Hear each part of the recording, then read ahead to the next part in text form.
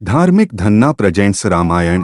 आगे कहानी में हम देखते हैं कि भरत राम से चरण पादुका लेकर अयोध्या वापस आ जाते हैं तथा उन्हें राज सिंहासन पर राम के प्रतीक के रूप में रख देते हैं और यह घोषणा करते हैं कि अयोध्या के राजा राम हैं, परंतु वे पिता के दिए हुए वचनों के कारण 14 वर्ष तक अयोध्या नहीं लौट सकेंगे।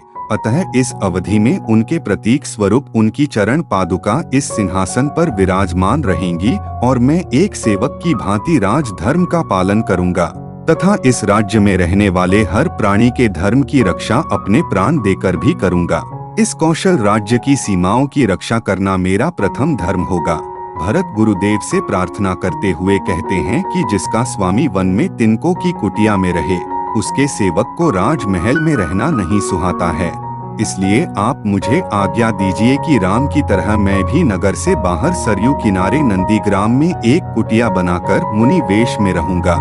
भरत की यह बात सुनकर महाराजा जनक कहते हैं कि जैसे पर्वतों से नीचे की ओर बहता हुआ नदियों का सारा पानी सागर में एकत्रित हो जाता है, उसी प्रकार इस महान रघुकुल में उत्पन्न हुए तुम्हारे पूर्वजों के सुंदर संस्कार और उनके पुण्य कर्मफल एकत्रित होकर तुम में आ गए हैं। तुम्हारा नाम इस संसार में सदा अमर रहेगा। फिर भरत अपनी माताओं से आशीर्वाद लेकर नंदीग्राम में कुटिया बनाकर वहां राम की चरण पादुकाओं को राज सिंहासन पर विराजित कर स्वयं सेवक की भांति अयोध्या का समस्त राजकाज संभालते हैं। वह प्रातः काल सबसे पहले चरण पादुकाओं को प्रणाम कर उनसे आशीर्वाद लेते हैं। उसके बाद वह प्रजाजनों से भेंट कर उनका दुख दर्द जानकर उसका निवारण करते हैं। अपने मंत्रियों के सहयोग से राज कार्य करते हैं। राजमहल के सुख त्याग मुनि वेश में राम की भांति नीचे धरती पर सोते हैं और एक तपस्वी का जीवन जीते हैं। आगे हमें प्रभु श्री राम को दिखाया जाता है जो हाथ जोड़कर साधु सन्यासियों से कह रहे हैं कि अब सभी अयोध्या वासियों को मेरे निवास का पता लग गया है। वे बार बार मेरे दर्शन के लिए यहाँ आते रहेंगे, जिससे कि आपकी शांति भंग होने की आशंका है। मैं आपकी शांति में बाधा नहीं पहुंचाना चाहता, इसलिए अब हमारा यहाँ से जाने का समय आ गया है। यह कहकर श्री राम सीता व लक्ष्मण के साथ चित्रकूट पर्वत से विदा लेते हैं।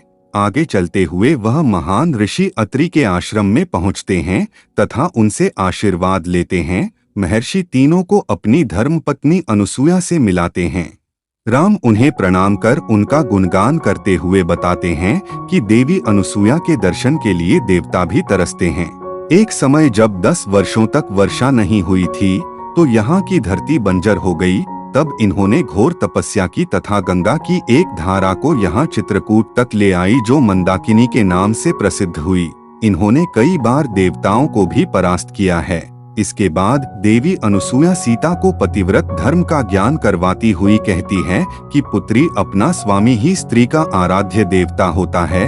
वह राजमहल में रहता हो या कुटिया में, वह भाग्य विहीन हो अथवा धनहीन ही क्यों ना हो, उत्तम स्वभाव वाली स्त्रियों के लिए पति ही सर्वश्रेष्ठ देवता के समान है। जिसके बाद देवी अनुसुया उन्हें दिव्य वस्त्र और आभूषण उपहार स्वरूप भेंट करती हैं। इसके बाद तीनों अपने आगे के सफर के लिए रवाना हो जाते हैं। कुछ दूर चलने पर एक सुनसान और बंजर प्रदेश आता है।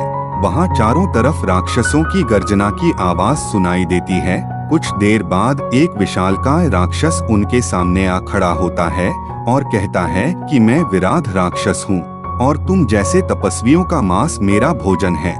अब तुम तीनों को मुझसे कोई नहीं बचा पाएगा।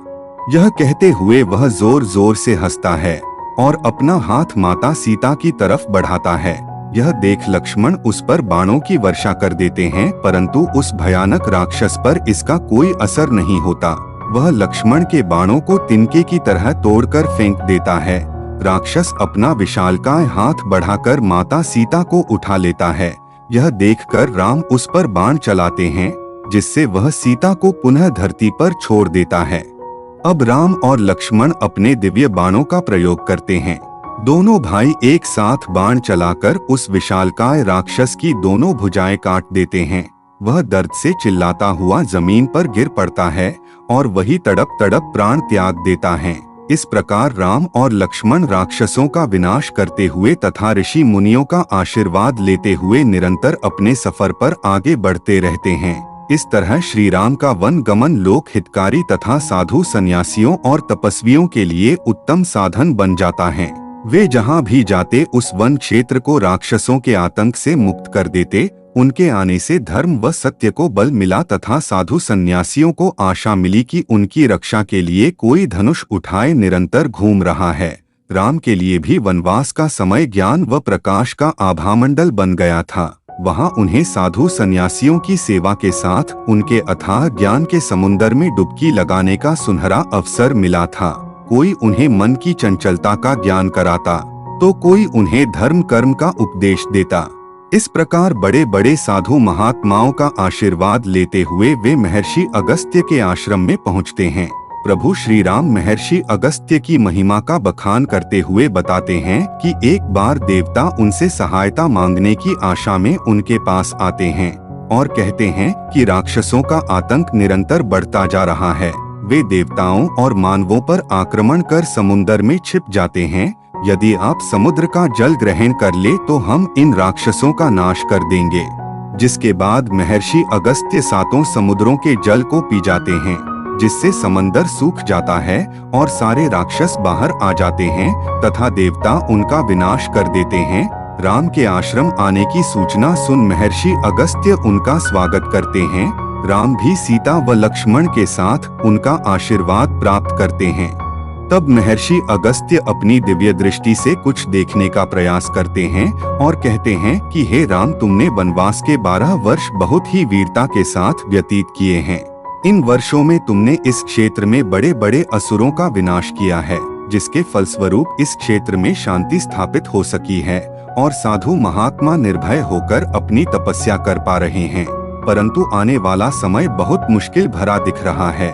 मुझे पता है कि तुम्हारे पास दिव्य अस्त्र शस्त्रों का भंडार है, परंतु मेरे पास जो अस्त्र हैं, तुम्हें उनकी भी आवश्यकता पड़ेगी, इसलिए मैं तुम्हें सब कुछ देना चाहता हूँ।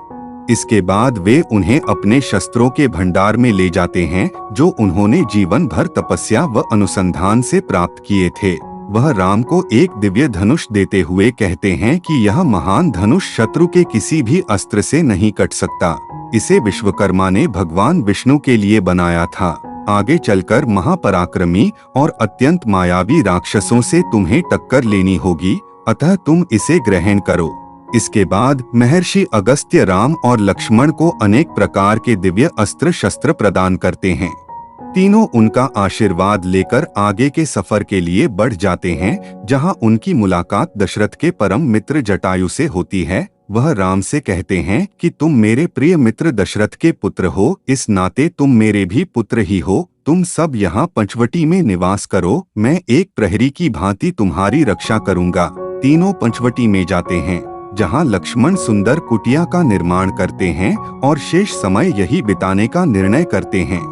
आगे हमें अयोध्या का राजमहल दिखाया जाता है, जहां माता कौशल्या हर समय हर घड़ी राम की प्रतीक्षा में लीन रहती है।